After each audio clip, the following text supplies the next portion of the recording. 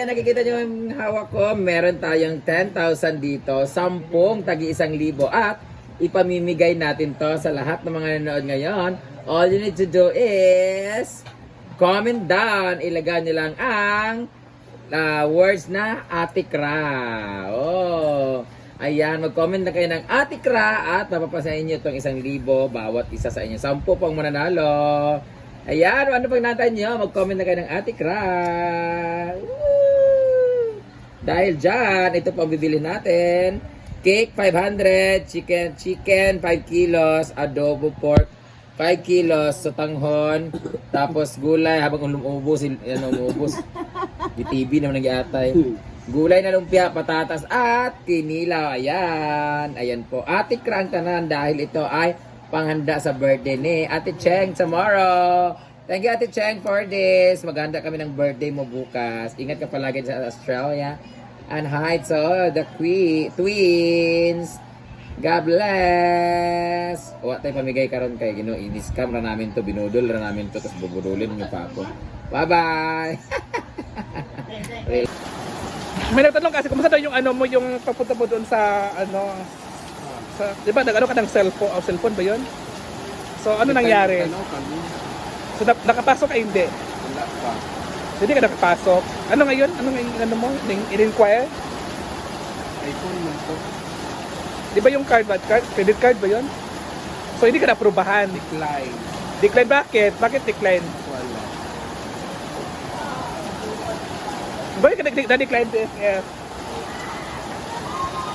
Bakit ka na-decline? Guwapa. Guwapa daw. Ano sa bang? Ano na-decline ka? Kalo?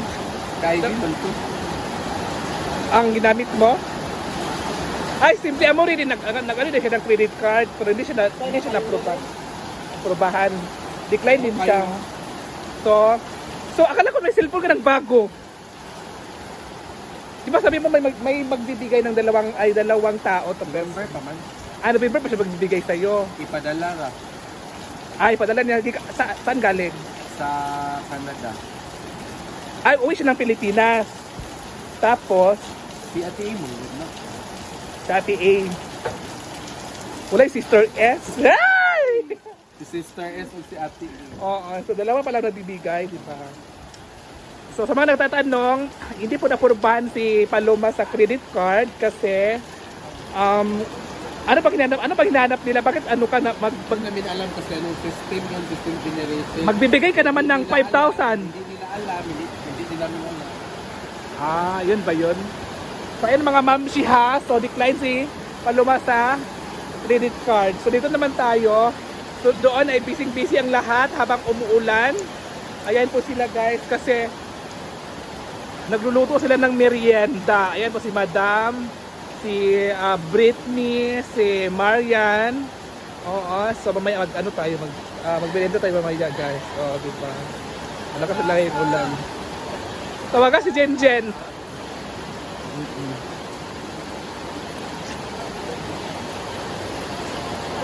Ayun, busy talaga ang lahat guys. So dito na guys. Everyone.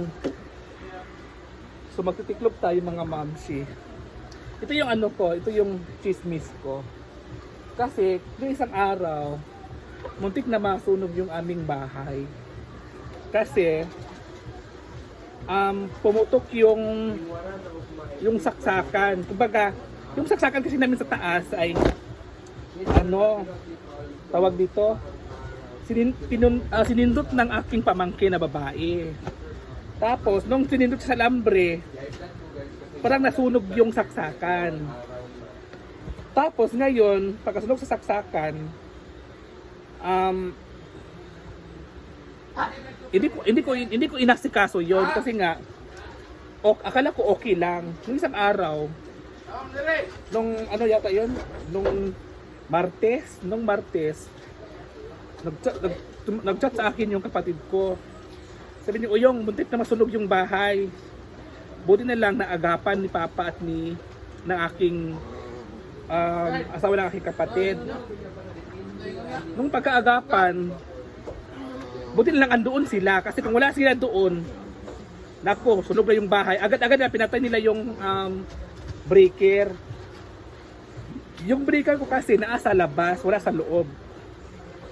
Yung breaker ko is nasa poste lang. Wala doon sa ano, yung hindi kayo ganito ba na breaker. Tapos ngayon, napiktuhan yung napiktuhan yung ano sa bahay, yung mga wiring sa taas is nasunog lahat yon. So hindi na magagamit. Tapos ngayon, sinat ko yung kapatid ko, sabi ko, maghanap kayo ng electrician, ipatingin nyo dyan kasi ang hirap ng walang kuryente. Ang hirap talaga ng walang kuryente. Ang sabi ko, ano, okay lang ba silang papa dyan na ganyan na lang? Eh, hindi ka maghanap ng electrician tapos yung bahay sobrang dilim. Okay lang ba sa'yo na matutulog ka na madilim na maliwanag ang bahay mo tapos yung mga magulang mo is madilim yung bahay? Sabi ko sa kanya. Sabi niya, wala daw pero wala daw nito, wala daw silang kaya doon. Sabi ko, hanapan mo nga ng ano.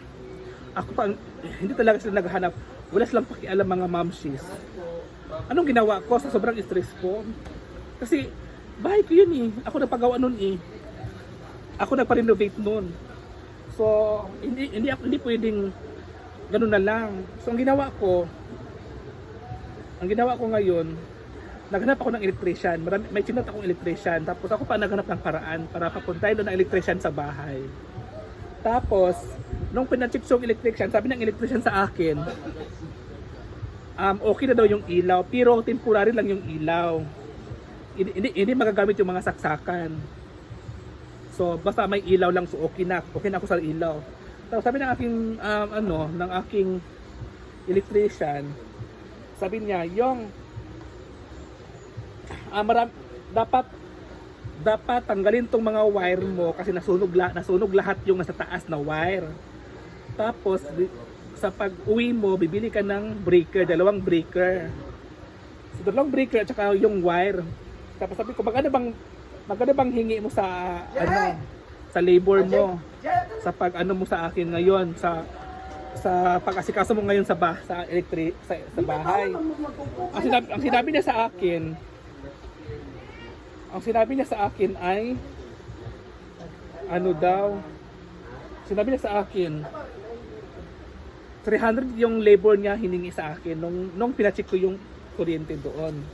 Tapos kinabukasan binayaran ko yung 300 kasi yung mga tao sa bahay lagi nilang nagsasabi walang pera ganun. So ako nag-alala ako doon sa bahay kasi kala ko ano nangyari.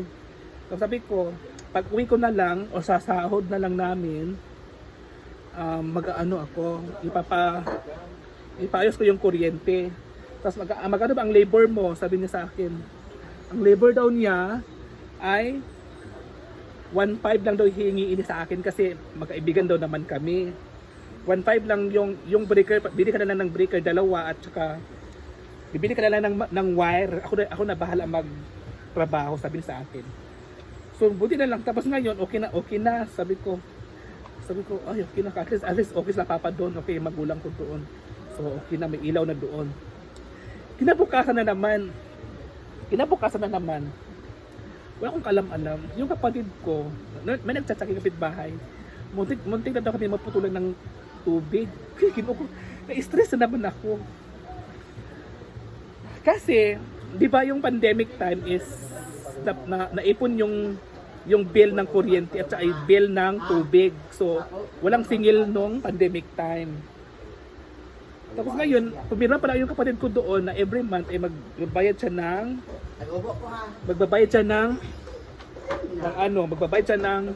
1,150 every month. Kasi ang total lang namin ng tubig is 28,000 yon. Pandemic time pa yon. So 28,000. So nabayaran ko yung 10,000. Tapos binayaran na aking kapatid yung kulang. Ay, nung last month nagbayad ako ng 2,000. So tapos ang kulang dayon is binayaran ng kapatid ko yung 4,000. So naging 15,000 na lang yung bill namin na old.